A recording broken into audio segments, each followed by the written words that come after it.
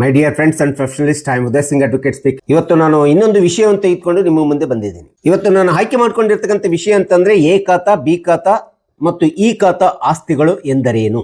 So ಈ video ಮೂಲಕ ಈ ಒಂದು ಎ ಬಿ ಇ ಖಾತಾಗಳ ಆಸ್ತಿಗಳ ಬಗ್ಗೆ ಒಂದಿಷ್ಟು ವಿಶ್ಲೇಷಣೆ ಮಾಡಲಿಕ್ಕೆ ಅಥವಾ ವಿವರಣೆಯನ್ನು ಕೊಡಲಿಕ್ಕೆ ನಾನು ಇಷ್ಟಪಡ್ತಾ ಇದ್ದೀನಿ.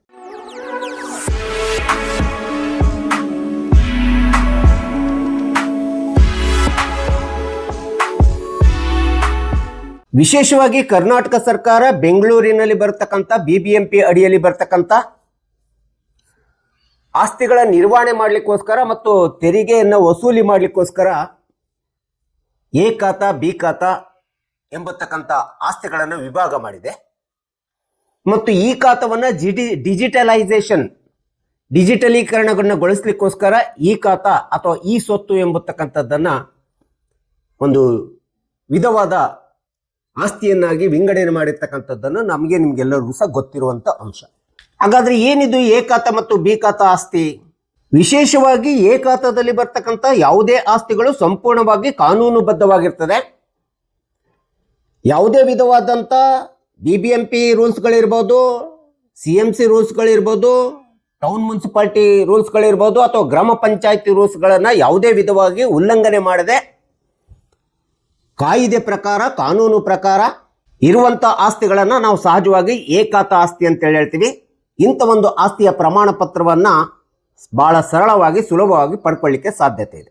ಸೊ ಎ ಖಾತಾದಲ್ಲಿ ಬರ್ತಕ್ಕಂಥ ಆಸ್ತಿಗಳು ಯಾವುದೇ ನಿಯಮಗಳನ್ನ ಉಲ್ಲಂಘನೆ ಮಾಡಿಲ್ಲ ಮತ್ತು ಯಾವುದೇ ವಿಧವಾದಂತ BBMPಯ ಸಂಪೂರ್ಣ ನಿಯಮಗಳನ್ನ ಪಾಲನೆ ಮಾಡಿ ಪಾಲಿಸಿಕೊಂಡ್ಬಿಟ್ಟು ತಮ್ಮದೇ ಆದಂತ ಲೇಔಟ್ ಇರ್ಬೋದು, ಬಡಾವಣೆ ಇರ್ಬೋದು ಅಥವಾ ಸೈಟ್ಗಳನ್ನ ನಿರ್ಮಿಸಿರ್ತಕ್ಕಂಥದ್ದಿರ್ಬೋದು ಅಥವಾ ಯಾವುದೇ ಮನೆ ಅಥವಾ ಬಿಲ್ಡಿಂಗ್ ಅನ್ನು ಕಟ್ಟಿರ್ತಕ್ಕಂಥ ಎಲ್ಲ ಆಸ್ತಿಗಳು ಎ ಖಾತಾದಲ್ಲಿ ಕಾನೂನುಬದ್ಧವಾಗಿರ್ತಕ್ಕಂಥ ದಾಖಲೆಗಳಿಂದ ಕೂಡಿರ್ತಕ್ಕಂಥ ಆಸ್ತಿಗಳಂತೇಳಿ ನಾವು ಹೇಳ್ತೀವಿ.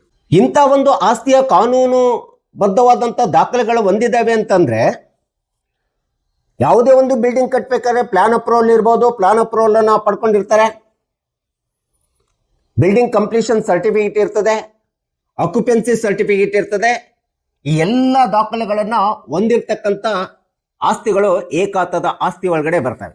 ಇನ್ನು ಎ ಖಾತಾ ಆಸ್ತಿಗಳು ಯಾವುದೇ ವಿಧವಾದಂತ ನ್ಯಾಷನಲೈಸ್ಡ್ ಬ್ಯಾಂಕ್ಗಳಲ್ಲಿ ನೀವು ಲೋನ್ಗಳನ್ನ ಅಪ್ಲೈ ಮಾಡಿದೆ ಸರಳವಾಗಿ, ಸುಲಭವಾಗಿ ಸಾಲವನ್ನು ಪಡ್ಕೊಳ್ಳಿಕ್ಕೆ ಸಾಲ ಸೌಲಭ್ಯವನ್ನು ಸರಳವಾಗಿ ಸಿಗುತ್ತಕ್ಕಂಥದ್ದು ಎ ಖಾತಾದಲ್ಲಿ ಬರ್ತಕ್ಕಂಥ ಆಸ್ತಿಗಳು.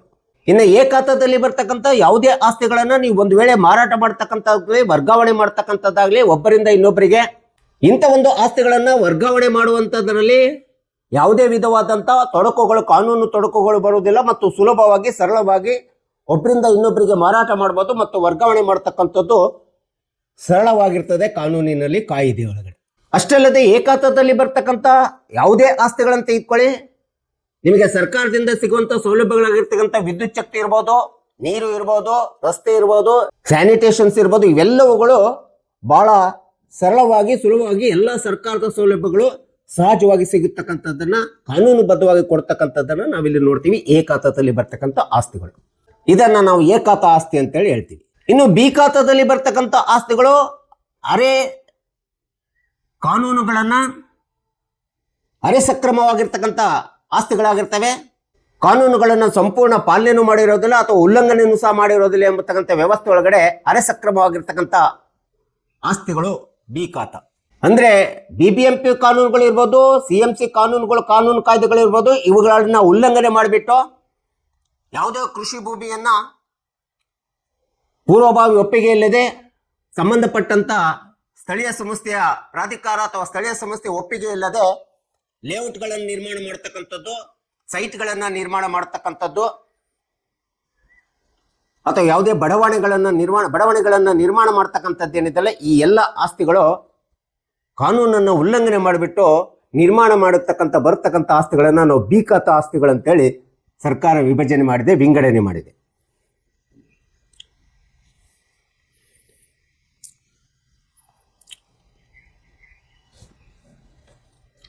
ಈ ರೀತಿ ಬಿ ಖಾತಾದಲ್ಲಿ ಬರ್ತಕ್ಕಂಥ ಆಸ್ತಿಗಳು ಇದು ಆಸ್ತಿಯ ಹಕ್ಕು ಅಂತೇಳಿ ಅನ್ಸೋದಿಲ್ಲ. ಬಿ ಖಾತೆ ಎಂಬತಕ್ಕಂಥದ್ದು ಸರ್ಕಾರ ತನ್ನದೇ ಆಗಿರ್ತಕ್ಕಂಥ ಸಾರ್ವಜನಿಕರ ಇಂಥ ಒಂದು ಆಸ್ತಿಗಳ ಮೇಲೆ ಕಾನೂನು ಬಾಹಿರವಾಗಿ ಕಾನೂನನ್ನು ಉಲ್ಲಂಘನೆ ಮಾಡಿ ಮನೆಗಳನ್ನ ಲೇಔಟ್ಗಳನ್ನು ನಿರ್ಮಾಣ ಮಾಡಿಕೊಂಡಿರ್ತಕ್ಕಂಥ ಆಸ್ತಿಗಳ ಮೇಲೆ ತೆರಿಗೆಯನ್ನು ವಸೂಲಿ ಮಾಡಿಬಿಟ್ಟು ಆ ತೆರಿಗೆಯನ್ನ ಕಟ್ಟಿಸ್ಕೊಳ್ಳಿಕ್ಕೆ ತನ್ನದೇ ಆಗಿರ್ತಕ್ಕಂಥ ಪ್ರತ್ಯೇಕವಾದಂಥ ರಿಜಿಸ್ಟರ್ ಅನ್ನು ಮೇಂಟೈನ್ ಮಾಡ್ತದೆ. ಆ ರಿಜಿಸ್ಟರ್ ಏನಿದೆಯಲ್ಲ, ಆ ರಿಜಿಸ್ಟರ್ನೊಳಗಡೆ ಎಂಟ್ರಿ ಆಗುತ್ತಕ್ಕಂಥ ಯಾವುದೇ ಆಸ್ತಿಗಳು ಸಹ ತೆರಿಗೆಯನ್ನು ವಸೂಲಿ ಮಾಡಿಕೊಂಡು ಎಂಟ್ರಿ ಆಗುತ್ತಕ್ಕಂಥ ಯಾವುದೇ ಆಸ್ತಿಗಳನ್ನು ನಾವು ಬಿ ಖಾತಾ ಆಸ್ತಿಗಳಂತೇಳಿ ಸರ್ಕಾರ ವಿಭಾಗ ಮಾಡಿದೆ, ವಿಭಜನೆ ಮಾಡಿದೆ. ಸೊ ಇಂಥ ಒಂದು ಪ್ರಾಪರ್ಟಿ ಪ್ರತ್ಯೇಕವಾಗಿ ಬಿ ಖಾತಾದ ಆಸ್ತಿಗಳನ್ನ ಟ್ಯಾಕ್ಸ್ಗಳನ್ನು ಕಲೆಕ್ಟ್ ಮಾಡಿ ಎಂಟ್ರಿ ಮಾಡ್ಕೊಳ್ಳಿಕ್ಕೋಸ್ಕರ ಪ್ರತ್ಯೇಕವಾದಂಥ ರಿಜಿಸ್ಟರ್ ಏನಿರ್ತದಲ್ಲ, ಆ ರಿಜಿಸ್ಟರ್ ಒಳಗಡೆ ಪ್ರವೇಶವಾಗತಕ್ಕಂಥ ಎಂಟ್ರಿ ಆಗತಕ್ಕಂಥ ಆಸ್ತಿಗಳು ಬಿ ಖಾತಾ ಆಸ್ತಿಗಳು. ಇನ್ನೊಂದು ಅರ್ಥದಲ್ಲಿ ಹೇಳ್ಬೇಕಂತಂದ್ರೆ ಭೂ ಕಂದಾಯದಲ್ಲಿ ಬರ್ತಕ್ಕಂಥ ಭೂಮಿ ಏನಿದೆ, ಆ ಭೂ ಕಂದಾಯದ ಭೂಮಿಗೆ ಯಾವುದೇ ವಿಧವಾದಂಥ ಕೃಷಿ ಭೂಮಿಯನ್ನ ಸಹಜವಾಗಿ ಸ್ಥಳೀಯ ಸಂಸ್ಥೆಗಳ CMC ಗ್ರಾಮ ಪಂಚಾಯತಿಯ ಅನುಮತಿ ಇಲ್ಲದೆ ಅದನ್ನ ಕಾನೂನು ಉಲ್ಲಂಘನೆ ಮಾಡಿಬಿಟ್ಟು ಮನೆ ಕಟ್ಕೊಳ್ಳತಕ್ಕಂಥದ್ದನ್ನ ನಾವೇನ್ ಮಾಡ್ತೀವಿ, ಇದು ಬಿ ಖಾತಾ ಭೂಮಿಯಲ್ಲಿ ಬರ್ತದೆ ಅಂತೇಳಿ ನಾವು ಹೇಳ್ತೀವಿ. ಆದ್ರೆ ಬಿ ಖಾತಾದಲ್ಲಿ ಬರ್ತಕ್ಕಂಥ ಭೂಮಿಗಳು ಯಾವುದೇ ವಿಧವಾದಂಥ ಕಾನೂನುಬದ್ಧವಾದಂಥ ಸ್ಪಷ್ಟವಾದಂಥ ದಾಖಲೆಗಳನ್ನು ಹೊಂದಿಲ್ಲ ಅಥವಾ ಹೊಂದಿರುವುದಿಲ್ಲ.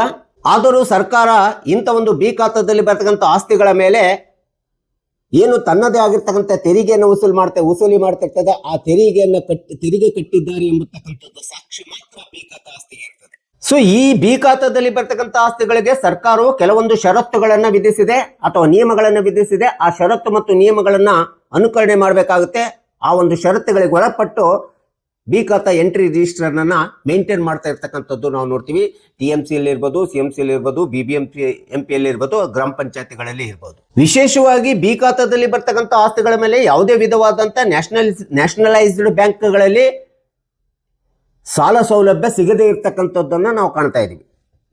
ಯಾಕಂದ್ರೆ ಈ ಒಂದು ಆಸ್ತಿಗಳಿಗೆ ಯಾವುದೇ ಒಂದು ಕಾನೂನುಬದ್ಧವಾದಂಥ ದಾಖಲೆಗಳು ಇರುವುದಿಲ್ಲ. ಇನ್ನು ಎರಡನೇ ಒಂದು ಅಂಶ ಅಂತಂದ್ರೆ ಬಿ ಖಾತಾದಲ್ಲಿ ಬರ್ತಕ್ಕಂಥ ಆಸ್ತಿಗಳಿಗೆ ಖಾಸಗಿ ಆರ್ಥಿಕ ಸಂಸ್ಥೆಗಳು ಹೆಚ್ಚಿನ ಬಡ್ಡಿಯನ್ನ ಪಡ್ಕೊಳ್ಳಿಕ್ಕೆ ಅಥವಾ ಹೆಚ್ಚಿನ ಬಡ್ಡಿಯನ್ನು ಹಾಕಿಬಿಟ್ಟು ಸಾಲ ಸೌಲಭ್ಯವನ್ನು ಕೊಡುವಂತ ಒಂದು ಅವಕಾಶ ಇರ್ತದೆ.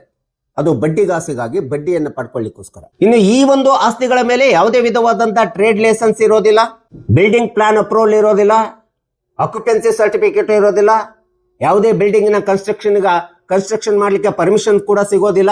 ಸೊ ಇನ್ನೊಂದು ಅತಿ ಪ್ರಮುಖವಾದಂತ ಅಂಶ ಅಂತಂದ್ರೆ ಬಿ ಖಾತಾದಲ್ಲಿ ಬರ್ತಕ್ಕಂಥ ಆಸ್ತಿಗಳು ಸರ್ಕಾರ ಅಕ್ರಮ ಮತ್ತು ಸಕ್ರಮ ಯೋಜನೆ ಜಾರಿಗೊಳಿಸಿದಂತ ಸಂದರ್ಭದಲ್ಲಿ ಬಿ ಖಾತಾ ಆಸ್ತಿಗಳನ್ನ ಎ ಖಾತಾವಾಗಿ ಪರಿವರ್ತನೆ ಮಾಡ್ಕೊಳ್ಳಿಕ್ಕೆ, ಬದಲಾಯಿಸಿಕೊಳ್ಳಿಕ್ಕೆ ಸರ್ಕಾರ ದಂಡವನ್ನು ಹಾಕ್ಬಿಟ್ಟು ಅತಿ ಹೆಚ್ಚಿನ ಶುಲ್ಕವನ್ನು ಕಟ್ಟಿಸ್ಕೊಂಡ್ಬಿಟ್ಟು ಬಿ ಖಾತಾದ ಆಸ್ತಿಯನ್ನು ಎ ಖಾತಾ ಆಗಿ ಬದಲಾವಣೆ ಮಾಡಿಕೊಳ್ಳುವಂತ ಒಂದು ಅವಕಾಶವನ್ನ ಅಕ್ರಮ ಸಕ್ರಮ ಯೋಜನೆ ಸರ್ಕಾರ ಜಾರಿಗೊಂಡಾಗ ಮಾತ್ರ ಮಾಡ್ಕೊಳ್ಬೇಕಾಗುತ್ತೆ. ಸೊ ಈ ಎಲ್ಲ ಷರತ್ತುಗಳನ್ನ ನಿಯಮಗಳಿಗೆ ಒಳಪಟ್ಟುಬಿಟ್ಟು ಬಿ ಖಾತಾ ಆಸ್ತಿಯನ್ನ ನಾವು ನೋಡ್ತಾ ಇದೀವಿ.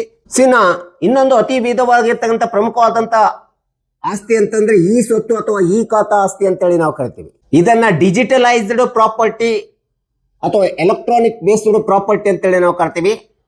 ತಂತ್ರಜ್ಞಾನ ಆಧಾರಿತದಿಂದ ಕೂಡಿರ್ತಕ್ಕಂಥ ಯಾವುದೇ ತಂತ್ರಜ್ಞಾನದ ಆಧಾರದ ಒಳಗಡೆ ಬರ್ತಕ್ಕಂಥ ಯಾವುದೇ ಆಸ್ತಿಗಳನ್ನ ನಾವು ಈ ಖಾತಾ ಆಸ್ತಿಗಳು ಅಥವಾ ಈ ಸ್ವತ್ತು ಅಂತೇಳಿ ನಾವು ಪರಿಗಣಿಸ್ತಾ ಇದೀವಿ.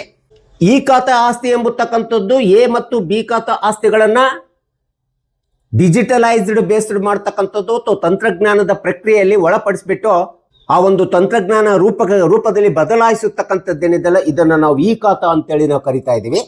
ಸಹಜವಾಗಿ ಇದನ್ನ ನಾವು ಈ ಸ್ವತ್ತು ಅಂತೇಳಿ ಸಹ ನಾವು ಕರೆಯತಕ್ಕಂಥದ್ದು ನಾವು ನೋಡ್ತಾ ಇದೀವಿ. ಈ ಖಾತಾದಲ್ಲಿ ಬರ್ತಕ್ಕಂಥ ಎಲ್ಲ ಆಸ್ತಿಗಳು ಕಂಪ್ಯೂಟರೈಸ್ಡ್ ಆಸ್ತಿಗಳಾಗಿರ್ತವೆ. ಕಂಪ್ಯೂಟರ್ನ ಒಳಗಡೆ ಡಿಜಿಟಲೈಸೇಷನ್ ಆಗಿರ್ತದೆ. ಅಲ್ಲಿ ನಾವು ಯಾವುದೇ ವಿಧವಾದಂಥ ನಮ್ಮ ಆಸ್ತಿಗೆ ಬೇಕಾಗಿರ್ತಕ್ಕಂಥ ದಾಖಲೆಗಳನ್ನು ಪಡ್ಕೋಬೇಕಂತಂದ್ರೆ ಅದು ROR ಇರ್ಬೋದು, RTC ಇರ್ಬೋದು, ಲೇಔಟ್ ಮ್ಯಾಪ್ ಇರ್ಬೋದು, ಅಥವಾ ಸರ್ವೆ ಸ್ಕೆಚ್ ಇರ್ಬೋದು, ಮುಟೇಶನ್ ಇರ್ಬೋದು, ಇವೆಲ್ಲವುಗಳನ್ನು ಕೂಡ ನಾವು ಈ ಖಾತಾದಲ್ಲಿ ಇದ್ದಾಗ ನಮ್ಮ ಪ್ರಾಪರ್ಟಿ ಈ ಖಾತಾದೊಳಗಡೆ ಒಳಪಟ್ಟಂತ ಸಂದರ್ಭದಲ್ಲಿ ನಾವು ಆನ್ಲೈನ್ ಮೂಲಕ ಈ ಎಲ್ಲ ದಾಖಲೆಗಳನ್ನ ಸರಳವಾಗಿ ನಾವು ಎಲ್ಲಿ ಕೂತಿರ್ತೀವೋ ಅಲ್ಲೇ ಪಡ್ಕೋದು, ಅಥವಾ ನಮ್ಮ ಮೊಬೈಲ್ ಮೂಲಕನೂ ಸಹ ಈ ಎಲ್ಲ ಆಸ್ತಿ ದಾಖಲೆಗಳನ್ನು ಈ ಖಾತಾದಲ್ಲಿ ಬರ್ತಕ್ಕಂಥ ಆಸ್ತಿಗಳ ದಾಖಲೆಗಳನ್ನು ನಾವು ಸಹಜವಾಗಿ ಎಲ್ಲಿದ್ದು ಸಹ ಪಡ್ಕೊಳ್ಳಿಕ್ಕೆ ಅವಕಾಶ ಇದೆ. ಸೊ ಇತ್ತೀಚಿನ ದಿನಗಳಲ್ಲಿ ಕರ್ನಾಟಕ ಸರ್ಕಾರ ನೋಂದಣಿ ಪ್ರಕ್ರಿಯೆಯಲ್ಲೂ ಸಹ ಒಂದು ಬದಲಾವಣೆಯನ್ನು ತಂದಿದೆ. ಅದೇನಂದ್ರೆ ನೋಂದಣಿಯಲ್ಲಿ ವಂಚನೆ ಆಗಬಾರ್ದು, ನಕಲಿ ನೋಂದಣಿ ಆಗ್ಬಾರ್ದು ಎಂಬತಕ್ಕಂಥ ಹಿನ್ನೆಲೆಯನ್ನು ಇಟ್ಕೊಂಡು ಉದ್ದೇಶವನ್ನು ಇಟ್ಕೊಂಡು ನಮ್ಮ ಸೊತ್ತು ಎಂಬ ಒಂದು ಪೋರ್ಟಲ್ ಅನ್ನು ತಂದಿದೆ. ಆ ಪೋರ್ಟಲ್ ಮೂಲಕ ನಮ್ಮ ಸೊತ್ತು ಎಂಬತಕ್ಕಂಥ ಪೋರ್ಟಲ್ ಮೂಲಕ ಈ ಖಾತಾ ಎಂಬತಕ್ಕಂಥದ್ದು ಆಸ್ತಿಗಳನ್ನ ಮಾಡ್ಕೊಳ್ಳತಕ್ಕಂಥದ್ದು ತುಂಬಾ ಕಡ್ಡಾಯ ಅಂತೇಳಿ ಸರ್ಕಾರ ಹೇಳಿರ್ತಕ್ಕಂಥದ್ದು ನಾವು ನೋಡ್ತಾ ಇದ್ದೀವಿ. ಒಟ್ಟಾರೆ ಈ ಖಾತಾದಲ್ಲಿ ಬರ್ತಕ್ಕಂಥ ಎಲ್ಲಾ ಆಸ್ತಿಗಳ ದಾಖಲೆಗಳನ್ನ ನಾವು ಆನ್ಲೈನ್ ಮೂಲಕ ಪಡ್ಕೊಳ್ಳಿಕ್ಕೆ ಸಾಧ್ಯತೆ ಇದೆ. ಯಾವಾಗ ನಮ್ಮ ಆಸ್ತಿಗಳು ಈ ಖಾತಾದ ಒಳಗಡೆ ಬಂದಿದ್ದಾವೆ, ಆನ್ಲೈನ್ ನಲ್ಲಿ ನಾವು ಪಡ್ಕೊಳ್ಳಿಕ್ಕೆ ಸಾಧ್ಯತೆ ಇದೆ ಅಂದಾಗ ನಮ್ಮ ಪ್ರತಿಯೊಂದು ಆಸ್ತಿಗೂ ಅದು ವಿಶೇಷವಾಗಿ ಪ್ಲಾಟ್ಗಳಿಗೆ PID ನಂಬರ್ ಅನ್ನ, ವಿಶಿಷ್ಟವಾದಂಥ ಒಂದು PID ನಂಬರ್ ಅನ್ನು ಸಹ ಕೊಟ್ಟಿರ್ತಾರೆ. ಇನ್ನು ನಾವು ಯಾವುದೇ ವಿಧವಾದಂಥ ಈ ಖಾತಾದಲ್ಲಿ ಬರ್ತಕ್ಕಂಥ ಆಸ್ತಿಯನ್ನು ನೋಂದಣಿ ಮಾಡ್ಬೇಕಂತಂದ್ರೆ ಕಾವೇರಿ 2 ಎಂಬತಕ್ಕಂಥ ಒಂದು ಕೇಂದ್ರದಲ್ಲಿ ಹೋಗಿ ಅಲ್ಲಿ ನಾವು ನೇರವಾಗಿ ನೋಂದಣಿ ಮಾಡಿರ್ತಕ್ಕಂಥ ಅವಶ್ಯಕತೆ ಇದೆ. ಮತ್ತು ಕೂತಲ್ಲೂ ಕೂಡ ನೋಂದಣಿ ಮಾಡಲಿಕ್ಕೆ ಅವಕಾಶ ಮಾಡಿಕೊಟ್ಟಿದೆ, ರಿಜಿಸ್ಟ್ರೇಷನ್ ಮಾಡಲಿಕ್ಕೆ ಅವಕಾಶ ಮಾಡಿಕೊಟ್ಟಿದೆ. ಅದು ವಿಶೇಷವಾಗಿ ಈ ಖಾತಾದ ಆಸ್ತಿಗಳು. ಸೊ ಇಂಥ ಒಂದು ಈ ಖಾತಾಕ್ಕೆ ಒಳಪಡದೆ ಇರ್ತಕ್ಕಂಥ ಯಾವುದೇ ಆಸ್ತಿಗಳನ್ನ ಕ್ರಯ ಪತ್ರ ಮಾಡ್ಲಿಕ್ಕೆ ಬರೋದಿಲ್ಲ, ಸೇಲ್ ಡೀಡ್ ಮಾಡ್ಲಿಕ್ಕೆ ಬರೋದಿಲ್ಲ. ಈ ಖಾತಾಕ್ಕೆ ಒಳಪಡದೆ ಯಾವುದೇ ಆಸ್ತಿಗಳು ಸೇಲ್ ಡೀಡ್ ಕ್ರಯ ಪತ್ರವನ್ನು ಮಾಡಲಿಕ್ಕೆ ಬರೋದಿಲ್ಲ ಅಂತೇಳಿ ಸ್ಪಷ್ಟವಾಗಿ ಇಲ್ಲಿ ಹೇಳಿದೆ. ಇನ್ನು ಯಾವುದೇ ವಿಧವಾದಂತ ದಾಖಲೆಗಳನ್ನ ಪಡ್ಕೋಬೇಕಂದ್ರೆ ನಾವು ಸಂಬಂಧಪಟ್ಟಂತ ಗ್ರಾಮ ಪಂಚಾಯತಿ ಇರ್ಬೋದು, ಅಥವಾ ಟೌನ್ ಮುನ್ಸಿಪಾಲಿಟಿ ಇರ್ಬೋದು, ಪಟ್ಟಣ ಪಂಚಾಯತಿ ಇರ್ಬೋದು, ನಗರಸಭೆ ಇರ್ಬೋದು, ತಹಸೀಲ್ದಾರ್ ಆಫೀಸ್ಗಳು ಇರ್ಬೋದು, ಇವೆಲ್ಲ ಆಫೀಸ್ಗಳ ಕಚೇರಿಗಳಿಗೆ ಅಲೆದಾಡುವಂತ ಒಂದು ಅವಶ್ಯಕತೆ ಇರೋದಿಲ್ಲ. ನಮ್ಮ ಎಲ್ಲ ದಾಖಲೆಗಳು ಮತ್ತು ಪ್ರಮಾಣ ಪತ್ರಗಳನ್ನ ನಾವು ಇದ್ದಲ್ಲಿಯೇ ತೆಗೆದುಕೊಳ್ಳುವಂತ ಅವಕಾಶವನ್ನ ಈ ಖಾತಾ ಆಸ್ತಿ ಮಾಡಿಕೊಡ್ತಾ ಇದೆ. ಇದರಿಂದ ಏನಾಗುತ್ತೆ ಅಂತಂದ್ರೆ ಆಸ್ತಿ ವರ್ಗಾವಣೆಯಲ್ಲಿ ಪಾರದರ್ಶಕತೆಯನ್ನು ನಿರ್ಮಾಣ ಮಾಡಬೇಕು ಮತ್ತು ನಕಲಿ ಆಸ್ತಿಗಳ ವರ್ಗಾವಣೆಗೆ ಬ್ರೇಕ್ ಹಾಕಬೇಕು ಎಂಬತಕ್ಕಂಥ ಸಂಪೂರ್ಣ ಹಿನ್ನೆಲೆಯನ್ನು ಉದ್ದೇಶವನ್ನು ಇಟ್ಕೊಂಡು ಈ ಖಾತಾ ಎಂಬತಕ್ಕಂಥ ಒಂದು ಡಿಜಿಟಲೈಸ್ಡ್ ಎಲೆಕ್ಟ್ರಾನಿಕ್ ಬೇಸ್ಡ್ ಆಸ್ತಿ ಮಾಡಿಬಿಟ್ಟು ಅದನ್ನ ಈ ಸ್ವತ್ತು ಈ ಖಾತಾ ಅಂತೇಳಿ ಮಾಡಿರ್ತಕ್ಕಂಥದ್ದನ್ನು ನಾವಿಲ್ಲಿ ನೋಡ್ತಾ ಇದ್ದೀವಿ. ಹೀಗೆ ಕರ್ನಾಟಕ ಸರ್ಕಾರ ಅದು ವಿಶೇಷವಾಗಿ ಬೆಂಗಳೂರಿನ ವ್ಯಾಪ್ತಿ ಒಳಗಡೆ ಬರ್ತಕ್ಕಂಥ ಬೃಹತ್ ಬೆಂಗಳೂರು ಮಹಾನಗರ ಪಾಲಿಕೆ ಒಳಗಡೆ ಬರ್ತಕ್ಕಂಥ ಆಸ್ತಿಗಳನ್ನ ಒಂದು ನಿರ್ವಹಣೆ ಮಾಡಬೇಕು, ವ್ಯವಸ್ಥಿತವಾಗಿ ನಿರ್ವಹಣೆ ಮಾಡಬೇಕು ಮತ್ತು ಎಲ್ಲ ಆಸ್ತಿಗಳ ತೆರಿಗೆ ವಸೂಲಾತಿ ಆಗಬೇಕು. ಈ ಒಂದು ಮೂಲ ಉದ್ದೇಶವನ್ನು ಹಿನ್ನೆಲೆಯನ್ನು ಇಟ್ಕೊಂಡು ಇಡೀ ರಾಜ್ಯಾದ್ಯಂತ ಇಂಥ ಒಂದು ಎಲ್ಲ ಕಡೆ ಎಲ್ಲ ರಾಜ್ಯದ ಎಲ್ಲ ಕ್ಷೇತ್ರಗಳಲ್ಲೂ ಸಹ ಎ ಖಾತಾ, ಬಿ ಖಾತಾ ಮತ್ತು ಈ ಎರಡೂ ಖಾತಾಗಳನ್ನ ಡಿಜಿಟಲೈಸೇಷನ್ ತಂತ್ರಜ್ಞಾನಕ್ಕೆ ಒಳಪಡಿಸಿ ಈ ಖಾತೆ ಎಂಬತಕ್ಕಂಥದ್ದನ್ನು ಮಾಡಿರ್ತಕ್ಕಂಥದ್ದು ಈ ಖಾತಾ ಕಡ್ಡಾಯ ಆಗಿದೆ. ಮತ್ತು ಈ ಸ್ವತ್ತನ್ನು ಪಡ್ಕೊಳ್ಳತಕ್ಕಂಥದ್ದು ನಮ್ಮ ಆಸ್ತಿಯ ಸಂರಕ್ಷಣೆಗೆ ತುಂಬಾ ಅವಶ್ಯಕತೆ ಅಂತೇಳಿ ಈ ರೀತಿಯಾದಂಥ 3 ವಿಧವಾದಂಥ ಆಸ್ತಿಗಳ ವಿಭಜನೆ ವಿಂಗಡಣೆಯನ್ನು ಮಾಡಿರ್ತಕ್ಕಂಥದ್ದನ್ನ ನಾವು ಈ ಕಾನೂನಿನ ವ್ಯಾಪ್ತಿಯೊಳಗಡೆ ಪಕ್ಷಕಾರರು ಸಾರ್ವಜನಿಕರು ತಿಳ್ಕೊಬೇಕೆಂಬತಕ್ಕಂಥ ಹಿನ್ನೆಲೆಯನ್ನು ಇಟ್ಕೊಂಡು ನಾನು ಈ ವಿಡಿಯೋನ ಮಾಡಿದ್ದೀನಿ. ದಯವಿಟ್ಟು ನನ್ನ ವಿಡಿಯೋ ಇಷ್ಟ ಆಗಿದ್ರೆ ಶೇರ್ ಮಾಡಿ, ಲೈಕ್ ಮಾಡಿ, ಕಮೆಂಟ್ ಮಾಡಿ ಮತ್ತು ನನ್ನ ಚಾನಲ್ಗೆ ಸಬ್ಸ್ಕ್ರೈಬ್ ಯಾರ್ಯಾರಾಗಿಲ್ಲ ದಯವಿಟ್ಟು ನೀವೆಲ್ಲರೂ ಸಬ್ಸ್ಕ್ರೈಬ್ ಆಗಬೇಕಂತ ಕೇಳ್ಕೊಳ್ತಾ ಇವತ್ತಿನ ವಿಷಯಕ್ಕೆ ವಿರಾಮನ ಹೇಳ್ತೀನಿ. ನಾನು ಇನ್ನೊಂದು ವಿಷಯ ತೆಗೆದುಕೊಂಡು ನಿಮ್ಮ ಮುಂದೆ ಬರ್ತೀನಿ. ಜೈ ಹಿಂದ್, ಜೈ ಕರ್ನಾಟಕ.